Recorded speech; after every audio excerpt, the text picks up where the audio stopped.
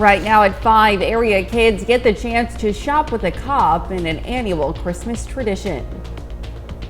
And it is foggy out there. Some of this fog, some of it heavy drizzle. We'll have a look at that forecast, get you out the door coming up. Plus, a beloved holiday tradition in Miami is back after nearly 5 years. The 4 states' most watched news starts now. Well, good morning and welcome to the KOAM Morning News. It's 5 a.m. I'm Elise Noe. I'm Chris Warner. It is now Monday, December the 9th, and we are just trucking right along into further into December. Now, it's not necessarily going to feel like December today, but it will tonight and over the next couple of days, and then it'll stop again. This is the 5th week now of the, I say unstable like it's something hazardous, but it's just the temperatures that can't find their happy medium. And it continues this week and will very likely continue next week as well. I can't keep up with it anymore. I can't either. It's too early in the morning to dive too deep, but I'll tell you this too, it is foggy, and something else about the fog is it may last longer than what we're used to across the area. Let's start with a quick look outside from our camera in downtown Pittsburgh. Take a look. Now, we've talked about fog in Pittsburgh that's been reported, but we've not really seen it quite like this on our camera down there, so it is a very foggy start to the day. Now, again, some of this is actual fog. We do have a fairly low ceiling, but we also have some heavy drizzle in areas, which is reducing visibilities. MoDOT camera 20th and range line, a little bit on the foggy side there as well. Not quite as dense as in Pittsburgh, but still some reduced visibility. Oh, this has changed. In the last few minutes, this is new.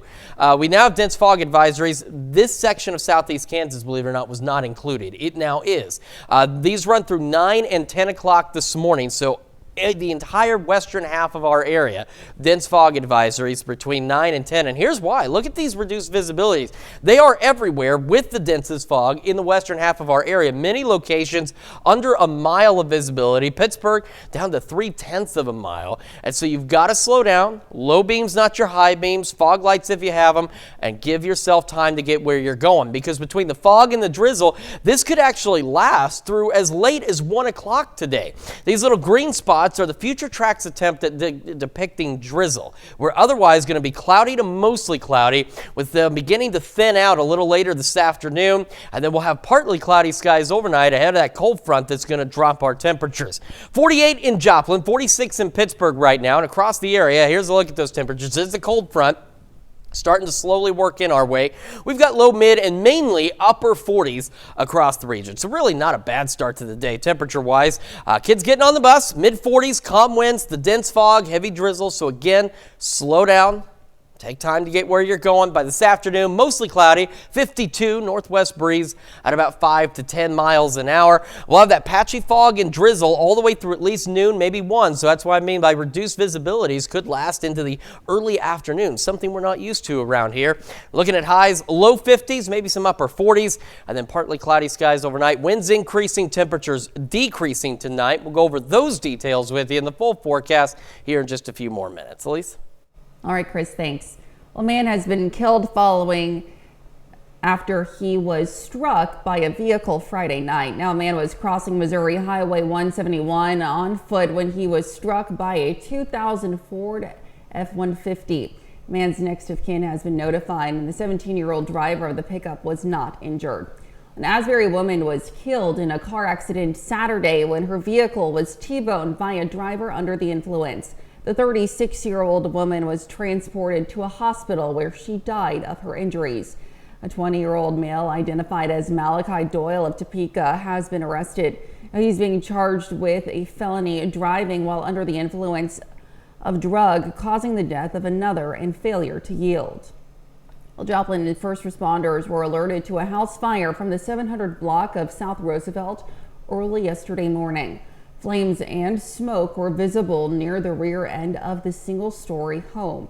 Visible flames were extinguished within 5 minutes, but firefighters spent some time working on the roof as the fire had extended but not breached the roof decking. There were no injuries to the residents or the firefighters.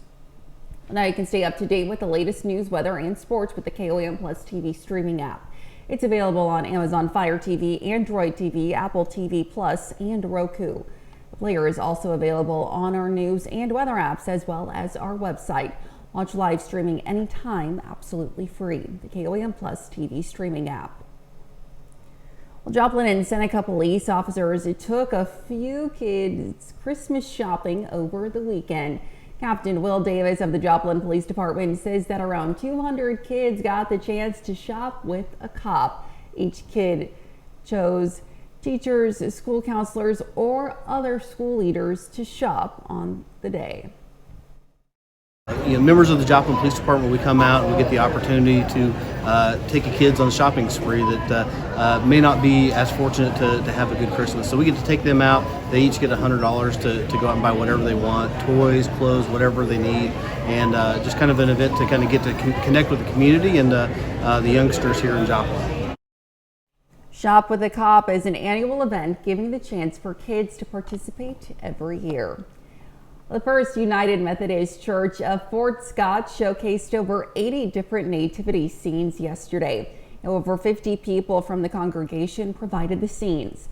The scenes range from more traditional nativities to one with veggie tails and rubber ducks. Cookies and drinks were provided for those who attended. Last year we got the outdoor nativity that we have. We hadn't had one before. And we picked that up in like March of last year, and some of us were talking and went, we should do a whole thing with this. My first few sets were back in the 70s, and I just and my mother loved them, and so she and I together accumulated all of this. Rita and Doug have collected over 60 nativities. Well, for years, a beloved tradition in Miami where the holiday home tours, which helped inspire decorating across the community. But like many things, COVID-19 led to the activity being paused, and for years it didn't come back. But the community has come together to bring this holiday tradition back to life. KOAM's Samantha Walker has more. From the moment she welcomes you into her home, it's clear to see Trinda Crow loves Christmas. I think it's fabulous. I have a vintage Santa collection, so anytime I can talk about my guys in red, I'm very happy about that. And I want people to feel at home and to feel comfortable and welcomed. Crow serves on the Christmas Decorating Committee in Miami and is one of the 6 homes featured in the relaunched Holiday Home Tours. She's opening her home up to both friends and strangers for the tours, the first one in several years. We wanted to provide something for the families to come and see on a Sunday afternoon and get some decorating ideas and spend some time together. Event organizers say the tour tradition brings new meaning to coming home for the holidays.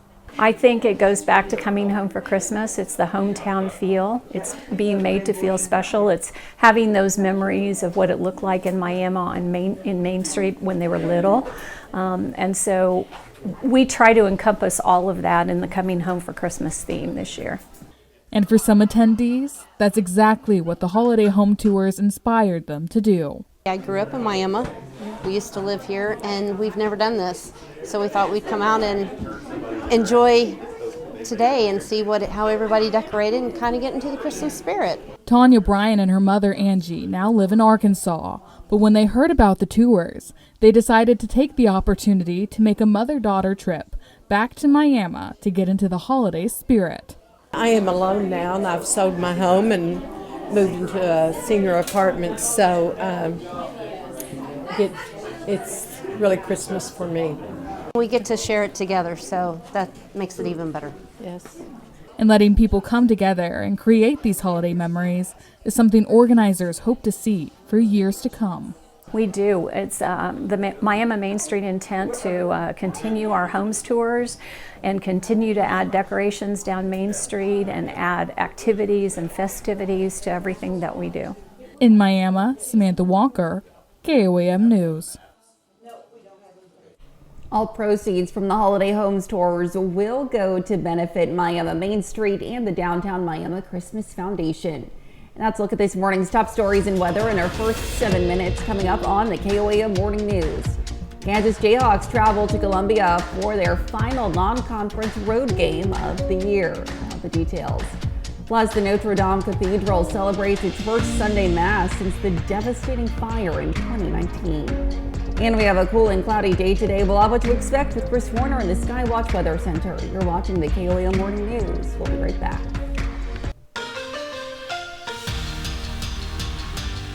Well, the border war rivalry has been renewed. The Kansas Jayhawks traveled to Columbia for their final non-conference road game of the year. Meanwhile, the Missouri Tigers are looking for a statement win against their former Big 12 foes. At Mizzou Arena, it's KU versus MU. Early in the first quarter, Zeke Mayo finds Hunter Dickinson for the easy slam. Dickinson had 19 points and 14 rebounds. Jayhawks down by 1. Later in the half, this was the big problem for KU all day. Turnovers. Anthony Robinson throws it down on the other end. Missouri is up by 12 points, and the fans are feeding off the energy. So we go to the second half. Mizzou up by 18. Tamar Bates with a steal and another Kansas turnover. Tigers are up by 20 points after the layup. Just over 2 minutes left in the game. Jayhawks down by 5. The Columbia native DeJuan Harris goes in hard for the layup. KU only down by 2 points, and if you watch a lot of Kansas basketball, you've seen this script before, except not Sunday. Nice pass here to Tamar Bates, who finishes in the paint. Missouri upsets Kansas for the first time since 2012. Tigers beat the Jayhawks 76-67. Last game of the Big 12 East battle, Oklahoma State facing Seton Hall. Cowboys up by 19 in the second half. Here's Isaiah Coleman with the alley-oop slam. Still in the second half, Arturo Dean running out of time on the shot clock. He chucks one up and banks it in for a three-point shot. Pokes up by 16. A little later in the half, Scotty Middleton knocks down a three-pointer to make it a 10-point game. In the next OSU possession, some tempo right here as Myron Keller goes in for the layup. That would give the Cowboys a 12-point lead. Then Abu Osmane works in the paint and gets the turnaround jumper. Cowboys beat Seton Hall 85-76. OSU will play the undefeated Oklahoma Sooners next Saturday. The Missouri Southern men's and women's basketball teams have traveled across the Sooner State over the weekend. Lions play a rare Sunday afternoon contest going up against the UCO Broncos. We're going to start with the women's team. Lions have their 4-game win streak snapped. UCO wins the game 87-76. Lions never led in this game, however. Ryan Franklin led the team with 16 points. Over to the men's team. They're trying to bounce back after a loss, and they do just that. Big road win for the Missouri Southern men. Lions beat UCO 82-74. Justin Duff led the way by coming off the bench and scoring 16 points. The Kansas City Chiefs have survived and advanced all season long. This week, the Chiefs facing the LA Chargers for Sunday Night Football. A win for the Chiefs would lock up the AFC West division for the 9th straight year. Chiefs beat the Chargers back in Week 4. Here we are in Week 14. Low-scoring game. Kansas City Chiefs win this one 19-17. Patrick Mahomes has one touchdown pass that was made to DeAndre Hopkins, and Matthew Wright with a doink field goal to win it. Well, still to come, new research suggests that more than 150 million mental diagnoses may be linked to lead in gas. Plus, a check of that forecast. Look at those foggy conditions. More on that when we come back. Welcome back to the KOAM Morning News, 5:18 on this Monday morning. We have a foggy start to the day. Dense fog advisories across the entire western half of our area. Most of these run through 10 a.m., but the ones in northeast Oklahoma run through 9 a.m. But we could still be dealing with reduced visibilities as late as 1 p.m. And you can see why those dense fog advisories are out to the west. Take a look at these visibilities. We've got Pittsburgh, Fort Scott, Iola, and Yates Center all under a mile of visibility. We still do have reduced visibility onto the Missouri side, but you can see the denser fog at this point off to the west out there, impacting most of the major highways as well. So remember, use your low beams, not your high beams. Drive safe. Fog lights, of course, if you have them, and it is better to be a few minutes late than not arrive at all. So here's the issue we're going to face. You see these little splotchy green spots out here? If we started the future track a little earlier, it would almost look like static on a TV because we're looking at patchy drizzle that'll last through at least 1 o'clock this afternoon with these cloudy skies, which also means that we could have the reduced visibilities last that long because some of this is dense fog, some of it is heavy drizzle in some locations as well. As we head into the evening, we'll start to go go mostly cloudy. The clouds will begin to thin out. We have a cold front that's going to push through this evening, and we won't really start to feel its effects until overnight tonight when temperatures really begin to drop. And by tomorrow morning around this time, we're talking the 30s to start our day. Winds increase tonight as well. We're going to spend our Tuesday mostly cloudy and cold. Back again, upper 30s, low 40s for our highs. We'll go into our Wednesday. It's another similar situation, a little colder to start the day. Now we've got a few more upper 20s, still some low 30s by Wednesday morning. Partly cloudy skies again for our Wednesday, and another day of upper 30s and low 40s for our highs. So another cold one out there. Right now, we got some of that fog. Doesn't look too bad from our camera at 7th and Rangeline. Airport's reporting 4 miles of visibility. 48 is where we sit in Joplin. Temperatures across the region look like this. We do have a cold spot here, 39 in Fort Scott. The majority of us are into the mid and upper 40s. We've got a warm spot, Miami, sitting at 50. So through the morning, patchy fog and drizzle. Temperatures, because of the cloud cover and everything, really don't move all that much. 50 by 11 o'clock. Highs today, low 50s, maybe some upper 40s. I'll have a northwest breeze at around 5 to 10 miles an hour. Into the evening we go. We again go partly cloudy, low 40s by 10. Overnight lows into the 30s. Maybe some upper 20s, north winds now, 5 to 10, gusting to 20. They'll be gusting upwards of 25, maybe 30 tomorrow, upper 30s, low 40s. Still cold again on Wednesday. Then take a look. Here we go, warming right back up into the weekend. Maybe some showers Friday, early showers on Saturday. We'll have some showers again next Monday and Wednesday. Take a look. Next Tuesday into Wednesday, another drop in temperatures into the 20s and upper 40s. Let's check your forecast. Back with Health Watch right after this. Topping Health Watch this morning. New researchers have found a history of lead in gasoline may be linked to tens of millions of mental health conditions in the U.S. Now, according to the study, some people who were already at risk are more likely to develop diagnosable disorders sooner. Scientists say the lead exposure likely would not have happened had it not been in gasoline. The U.S. did not start phasing out lead in gasoline until the 1980s. But by then, it had already created decades of harm, according to the U.S. Energy Information Administration. The previous research has found lead is harmful to almost every organ system. As the temperatures dip, you're likely to spend more time indoors. And if you're reaching for the tissue box as you decorate for the holidays, it may be due to common allergens that can lurk there. Amanda Gaither has more on why this season can bring out allergies. It's time for the tree, the lights, and the presents. But if the holidays have your allergies acting up, there may be a reason for that. A lot of it is actually our Christmas tree and decorations. These are our common culprits that can exacerbate these symptoms. Allergist Dr. Sandra Hong with the Cleveland Clinic says the holidays can be challenging for those who have allergies or asthma. She says both live and artificial trees can trigger allergy symptoms. Real trees, they can actually carry both mold on them and spores and pollen, while the artificial trees can accumulate lots of dust and mold if they haven't been properly stored. And that's not all. Hong says holiday decorations can also be a trigger thanks to dust mites and pest droppings. And our favorite scents, like candles to smell this time of year, can also make you sneeze. It's possible to wear a mask when you're getting the holiday decorations out, because that'll decrease what you're actually breathing in. Hong also advises allergy sufferers to avoid live trees, but if your holiday spirit won't allow that, she says try to shake the tree outdoors before bringing it in to knock off pollen and mold. You can also hose it down and let it dry in full sunlight to cut down on the allergens. She says it's also important to dispose of the tree as soon as the holiday is over. For Health Minute, I'm Mandy Gaither.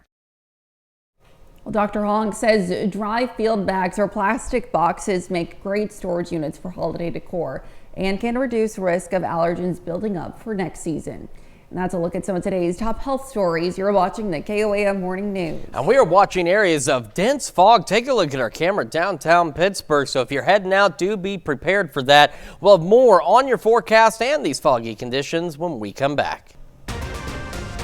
Right now at 5:30, Granby, Missouri celebrates its 20th annual Hmong New Year celebration. We've got dense fog advisories across the area, and this is why. We'll have a look at that forecast, get you out the door coming up.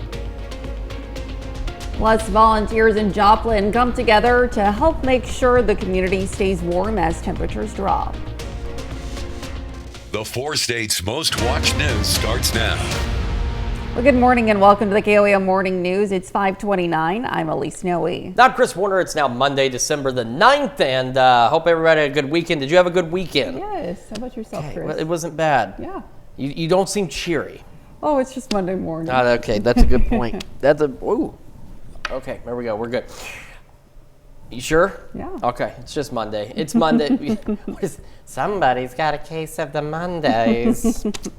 Well, that's all right. We're going to try and make your Monday better. See there, now you're laughing. Usually I have her going by about this time, but sometimes it just doesn't always work out. So I've got to get myself going. I've got a large cup of coffee over there, and I'll probably have 2 more in between here and the end of the show. And we've got fog to contend with. Let's take a look outside for what we can see from our camera in downtown Pittsburgh. We've got dense fog. So remember, use your high beams, not your... Oh, my God, no. Sorry, use your low beams, not your high beams. Never given that advice backwards. Do not heed it. The one time I make that mistake, don't do that. Low beams, not your high beams. Fog lights if you have them, and that is exactly why. MoDOT camera 20th in range line, not as dense of fog, at least in the southern portions of Joplin, but the airport is reporting about 4 miles of visibility. We have dense fog advisories across the entire western half of our viewing area. Most of these are through 10 a.m. Ones in northeast Oklahoma run until 9 this morning, but we can contend with this all the way till about noon or 1 today. You could see Yates Center, Iola, Chanute, Fort Scott, Pittsburgh, all reporting less than a mile of visibility. So you've got to slow down. Look at this. This is most of Crawford and Bourbon counties completely in this dense fog. Slow down. Give yourself time to get where you're going. We're going to have the fog or heavy drizzle. Some of the reduced visibilities are the result of heavy drizzle we'll have today, and that'll continue through again. About noon or 1 will be cloudy otherwise. Then we'll start to go mostly cloudy later in the afternoon, and eventually we'll be partly cloudy overnight. Cold front pushes through, and it's going to get pretty darn chilly tonight and over the next couple of days. 48 in Joplin, sitting at 46 in Pittsburgh, and across the area, again, the cold spot earlier and still is Fort Scott at 39, the warm spot Miami at 50, but most of us, with the exception of Fort Scott, hanging out in the mid to upper 40s as we get this day started. So kids getting on the bus, we're looking at about 46, foggy conditions, calm winds out there. We'll have mostly cloudy skies by this afternoon, 52 and a northwest breeze at around 5 to 10 miles an hour. Ahead of highs for most of us, low 50s, but maybe some upper 40s out there.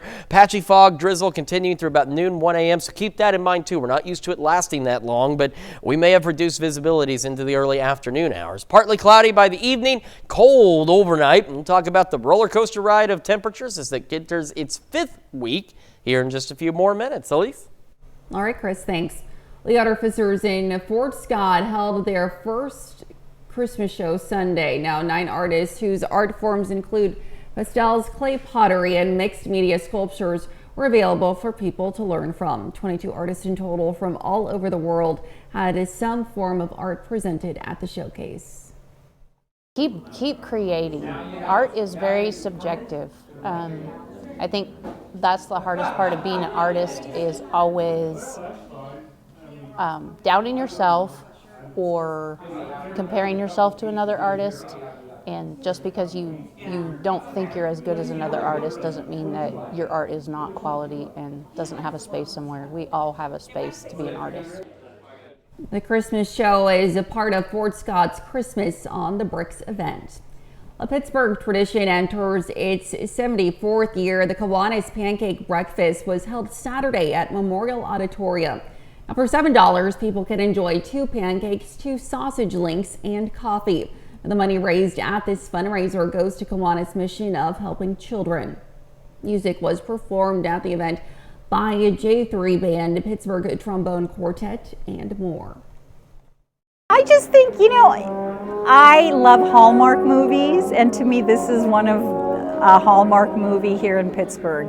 It's just so wonderful to see people come together, both the volunteers, but also everybody that comes and has breakfast here to support the community and the kids of the community. I think it's just wonderful.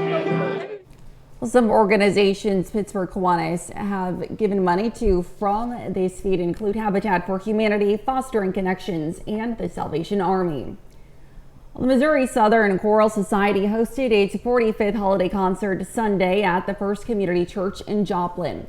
The songs performed include Silent Night, Carol of the Bells, and Charlie Brown Christmas, and of course many more. Special performances were also included from students at MSSU. I just love being a part of the music and a part of the fellowship of this group. We come together to sing and to make beautiful music and to do that in community. The Choral Society has been working on this performance since August. Well, the volunteer group Chase the Chill of Southwest Missouri is working to help keep people warm, a mission they've had for the past 10 years. A record-breaking number of 2,000 hats, scarves, and gloves has been collected this year. Donations are often knitted or crocheted by hand, with the volunteers hoping to support the community by doing what they love.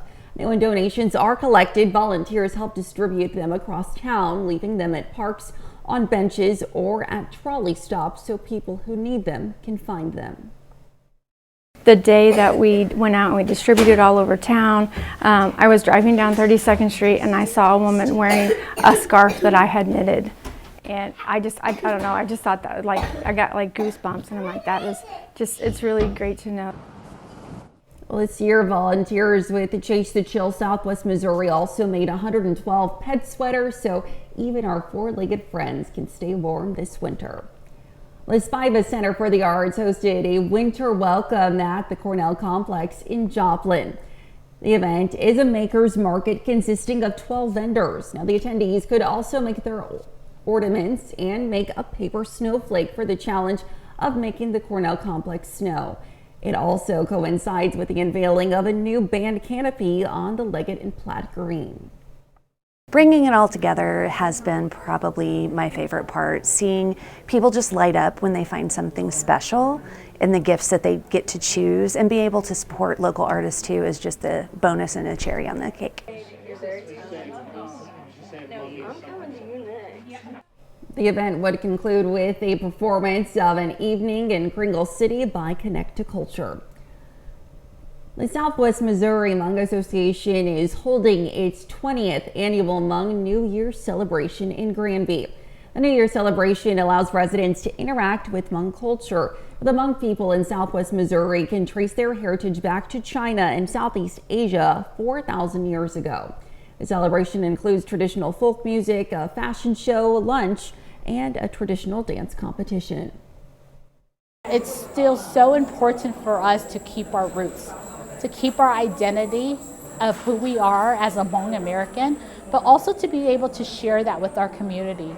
So in the next coming year, I hope that we could get more of our community to come join us so that we can share our culture with all the other Americans, because we're all here for the same reason. We're all one I want everyone to be united as an American family. Around 1,300 Hmong people call Missouri home. And that's a look at our top news stories coming up this half hour on the KOAM Morning News. South Korea's parliament vote fails to impeach President Yoon after his martial law declaration. Plus, Syria is now free from the Assad regime. We'll have the latest. You're watching the KOAM Morning News. Topping World Watch, the Notre Dame Cathedral has its first service since the devastating fire in 2019. In attendance, French President Emmanuel Macron, accompanied by his wife, clergy, dignitaries, and other special guests. Close to 170 bishops from France and around the world also took part in the celebration. The service was not open to the general public, but a second one welcomed members of the public who secured reservations ahead of time. Well, South Korea's parliament fails to impeach President Yoon Suk-yeol. Now, most lawmakers from his conservative party boycotting the vote Saturday. The failed attempt to remove Yoon from office is expected to intensify calls for his withdrawal and deepen political chaos in the country. The president's martial law declaration late Tuesday drew criticism from his own party and the opposition. And members of the liberal opposition Democratic Party rallied inside the National Assembly after the failed effort. The leader of the party says they will surely impeach him as he has become, quote, the greatest risk to the country. Well, Syria now free from the grip of the Assad regime after rebel insurgents seized the capital city of Damascus overnight. Now, Russian state media says President Bashar al-Assad is now in Moscow as questions swirl over the future of Syria's government and the stability of the always volatile Middle East. Alex Hogan reports from Tel Aviv. In a historic day here in the Middle East, rebels in Syria ousted President Bashar al-Assad, ending his family's rule of more than 50 years. Syrian rebels stormed the presidential palace after 13 years of civil war. Russian media are reporting that President Assad arrived with his family in Moscow. Russia's foreign ministry announced that he's ordered a peaceful handover of power after rebel forces made this announcement on state TV. The city of Damascus has been liberated. The tyrant Bashar al-Assad has been toppled, and all the unjustly detained persons from the regime's prisons have been released. The rebels are made up of a coalition of groups banded together to overthrow the regime. The strongest group in the coalition is HTS, which the U.S. has designated as a terror group. HTS's leader, Abu Muhammad al-Ghalani, says this is a turning point for the Middle East and that there's no room for turning back. The stunning and rapid advance of opposition forces began less than 2 weeks ago. President Joe Biden today acknowledged this would not have been possible if President Assad's key allies, Russia, Iran, and Hezbollah, hadn't already been weakened. Still, Biden warned of the potential dangers in the days ahead. That ISIS will try to take advantage of any vacuum to reestablish its capabilities and to create a safe haven. We will not let that happen. In fact, just today, U.S. forces conducted a dozen of precision strikes, airstrikes, within Syria, targeting ISIS camps and ISIS operatives. Already, Syrians have started flooding home through the borders of neighboring countries. 12 million people have been displaced. That is half of the country's pre-war population. And that's a look at some of your biggest headlines from around the world. We'll be right back. Welcome back to the KOAM Morning News. It's coming up on 5:46 on this Monday morning. We were just, I was just reciting parts of The Patriot, and they frightened the people in the studio, so I'll stop that. But we will talk about the dense fog we have to contend with the entire western half of our area. Dense fog advisories, most of these through 10 a.m., but the ones in northeast Oklahoma run through 9 a.m. But I do want to emphasize we could have reduced visibilities, maybe not as significantly as they are this morning, continue into the early afternoon, which is a bit unusual for us.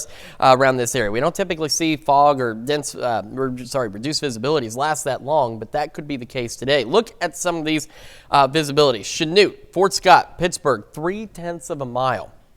This is dense, just very dense fog. Crawford, Bourbon counties especially, so we're talking 69, that entire stretch. But we do have dense fog outside of that. Bentonville now under a mile, 2 miles in Anderson, just over 4 in Joplin and Carthage. So we have reduced visibilities across the area, and you need to slow down, use your low beams, not your high beams, fog lights if you have them, and as we've told you 100 times before, it is better to be a few minutes late than not arrive at all, okay? It's a Monday morning. That's not how you want to start your day, is with an easily avoidable car crash, all right? Into the afternoon we go. We are still cloudy. These little green splotches, if we were able to back this up a couple hours, you'd also see them kind of just all over the place, almost looking like static on a TV, and that's because we could see patchy drizzle. And that drizzle itself, if it's heavy enough, could result in reduced visibilities. In fact, some of our reduced visibilities this morning aren't necessarily from fog itself, but from heavy drizzle across the area. Now, by about 1, that should wrap up. We'll be mostly cloudy into the evening hours, and then we'll go partly cloudy late evening. Cold front pushes through this evening. Initially, the only thing we'll notice with the cold front is winds will shift out of the north, but then overnight, with these partly cloudy skies and a gusty north wind, temperatures will drop. We're going to start tomorrow in the 30s. As we head into our afternoon, not a lot of warming goes on. We're talking upper 30s, low 40s with partly cloudy skies and still dealing with gusty winds across the area until the evening hours. And then we'll be cold once again Tuesday night into Wednesday, in fact, will be even colder, back into the 20s for most of us, which means, of course, it's going to be another cold day on Wednesday, upper 30s and low 40s out there. Quick check of temperatures. Not seeing too much dense fog from our camera at 7th and Rangeline in Joplin, but the airport again reporting about 4 miles visibility, 48 and cloudy otherwise. Temperatures around the region. Fort Scott's starting to come up a bit, still a bit chilly, low 40s. That's sitting at 41. Most of us, though, hanging out in the mid to upper 40s in Miami. Still the warm spot sitting at 50. Through the morning we go. Not much movement in temperatures. Fog, drizzle out there, 50 by 11 o'clock this morning. Highs today, low 50s, maybe some upper 40s. Cold again tomorrow. North winds tonight gusting upwards of 20. By tomorrow, they're 25 to 30 out of the north. Then our roller coaster continues. Here we go. Back up into the upper 50s, near 60 by the end of the week. Maybe a few showers Friday into early Saturday. A few showers next Monday and Tuesday. And the roller coaster drops off next week. We'll go from 50 Tuesday down to 28 for the low, upper 40s on Wednesday. Let's check your forecast. We're back with more right after this. Well, diamonds are a popular choice for wedding rings because, well, diamonds are forever. But what about a piece of meteorite that's billions of years old? And a piece of the spacecraft that took humans to the moon for the very first time. Well, a Colorado man specializes in making custom jewelry using unique materials, and he was recently tasked with forging those pieces of history into a wedding band. As Maggie Wolansky reports, creating the one-of-a-kind piece was an intricate process with very little room for error. What started off as a hobby, it's a lot of concentration, turned into a business. making sure your hands are steady. It took some convincing from friends for Ben Bosworth to change careers. I always thought of myself as an engineer, never like a jewelry maker. His talents now shine through his business, Honest Hands Ring Co. So this is one of the coolest drawers in our shop. People send me materials from all over the world, and we're able to put those in their rings. So for instance, we've got a saxophone and a trumpet. They met in high school band. A lot of times these materials are one of a kind. So you have one shot to get it right. Recently, his team was challenged to make a ring with a piece of history. It's kind of like, there's not like a guide online to figure out how to put Apollo 11 space material into a ring. Weeks of planning went into the piece. There was even a test trial. We got this emergency space blanket to make a fake ring, make a test ring to see if it would work. Because I didn't want to commit to cutting a part of like basically national history for a ring. Working with a background in engineering, each step is precise. So this is polishing compound. To make sure the final product is stellar. Super excited to show you this. Wow. And it fits. And it fits, that's good. Because when you're working with a piece that reached the moon, having that like little piece of history in the shop feels really special. It's motivation to keep reaching for the stars. Because it's been 7 years of doing this, and only in those last couple years have I seen the success to actually really grow the business. The customer who ordered that custom ring said he waited for months to bid on the items at auction. And he said he had a childhood dream of becoming an astronaut, so when it came time to pick out a wedding band, he knew he wanted to incorporate that bit of history. Stick around, we'll be right back. Well, it's the holidays, and we all know how stressful it could be, but new research shows a cup of cocoa could be more helpful. Analysis in Britain found that drinking cocoa could reduce the negative effects of fatty foods we consume during stressful moments. The team gave volunteers a savory breakfast consisting of buttered croissants, cheese, and milk, and then gave them a cocoa drink, followed by an 8-minute mental math test with the intent to stress participants. After the exam, they found cocoa notably preventing increased levels of vascular function in the body. Well, December is a great time to find delicious pastries and baked goods. It's also a great time to celebrate National Pastry Day today. Now, pastries can be traced as far back as the ancient Mediterranean when people used paper-thin layered baklava.